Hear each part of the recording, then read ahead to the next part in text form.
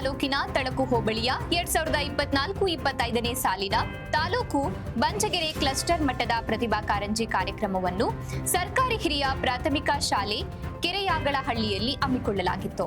ಈ ಕಾರ್ಯಕ್ರಮದಲ್ಲಿ ಭಾಗವಹಿಸಿ ವಿವಿಧ ಸ್ಪರ್ಧೆಗಳಲ್ಲಿ ವಿಜೇತರಾದ ನಮ್ಮ ಸರ್ಕಾರಿ ಹಿರಿಯ ಪ್ರಾಥಮಿಕ ಶಾಲೆ ಕೋಡಿಹಳ್ಳಿಯ ಶಾಲಾ ಮಕ್ಕಳು ಭಾಗವಹಿಸಿ 25 ಮಕ್ಕಳಲ್ಲಿ 11 ಸ್ಥಾನಗಳನ್ನ ಗೆದ್ದುಕೊಂಡು ಶಾಲೆಗೆ ಕೀರ್ತಿ ತಂದಿದ್ದಾರೆ. ಛದ್ಮವೇಷ ಸ್ಪರ್ಧೆಯಲ್ಲಿ ಶ್ರೀಮತಿ ರಾಧಮ್ಮ ರುದ್ರಮುನಿ ಅವರ ಪುತ್ರಿ ಭಾವನಾ ಭಾಗವಹಿಸಿ ಶಾರದಾ ಮಾತೆಯ ವೇಷ ಪ್ರತಿಯೊಬ್ಬರ ಗಮನ ಸೆಳೆಯಿತು. ಲಾಸ್ಯ ವಿದ್ಯಾರ್ಥಿನಿ ಪ್ಲಾಸ್ಟಿಕ್ ಬಳಕೆ ನಿಷೇಧ ಕುರಿತು ಜಾಗೃತಿ ಮೂಡಿಸಿದರು.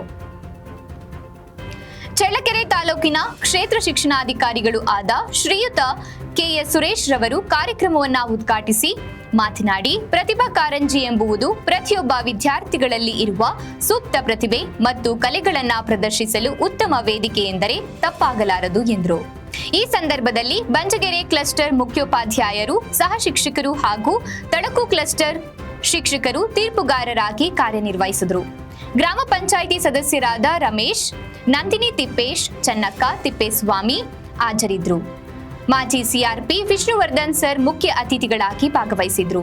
ಶಿಕ್ಷಕರಾದ ರತ್ನಮ್ಮ, ಬಸವರಾಜ್, ಸುಪ್ರಿಯಾ, ಸುಶೀಲಮ್ಮ ಉಪಸ್ಥಿತರಿದ್ದರು. ರಮೇಶ್ ನಾಯಕ್ ಸಹ ಶಿಕ್ಷಕರು ನಿರೂಪಣೆ ಮಾಡಿದ್ರು.